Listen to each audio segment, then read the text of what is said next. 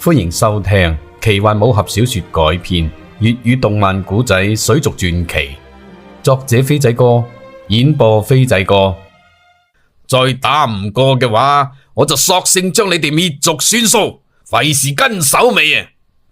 呢個時候，上官家兩兄弟怒目圓睜，跳到黑衣人嘅面前30米嘅地方，其他4大掌門都企喺佢兩個後邊，同時靈后已經用瞬間轉移大法去到班掌門嘅後邊，擺出一個反轉5邊形嘅陣法。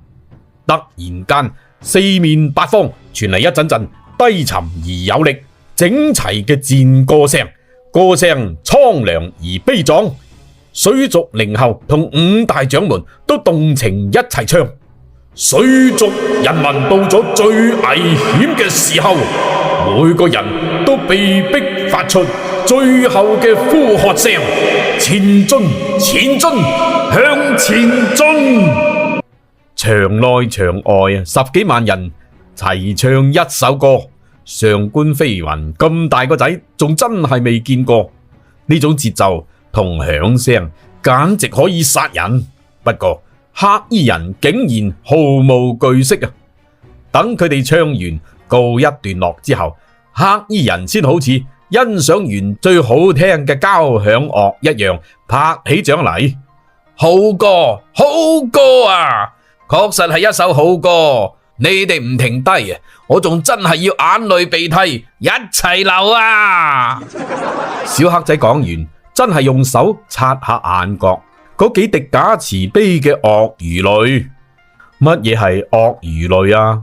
就係鱷魚進食食物嘅時候產生生理反應流嘅眼淚，後嚟引申為兇手殺人之前假慈悲戥人傷心嘅虛假眼淚。以前香港有部電視劇用呢個名，大家而家聽古仔就知道到底係乜嘢意思啦。下邊呢幾章我哋賣個關子，先唔講幽魂獸，先講下李飛揚嗰個鳥 B 嘅老豆李家傑醫生，佢先係水族傳奇小說嘅重點啊！中土東門郭某市人民醫院院長辦公室，心臟科劉主任正同何院長喺度傾偈。何主任講：院長大人，我哋心臟科最近營業收入排名全院第一噃，超過咗去年同期50%啊！冇辜負你對我嘅栽培啩？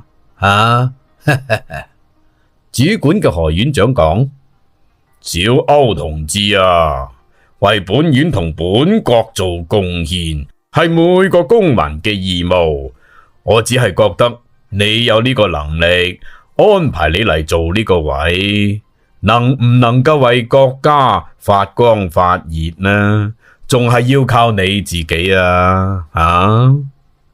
講完，何院長露出滿意嘅表情，隻手伸向台面上一盒典藏版嘅藍貓香煙。對，院長嘅眼光永遠都係最正確嘅。劉主任把最字講到又重又長，醒目咁攞出打火機，幫何院長點上一支煙。何院長舒舒服服索咗一啖。你送嘅煙都幾唔錯噃，今晚不如去桑拿揼骨點啊？上次個技師都非常之唔錯啊！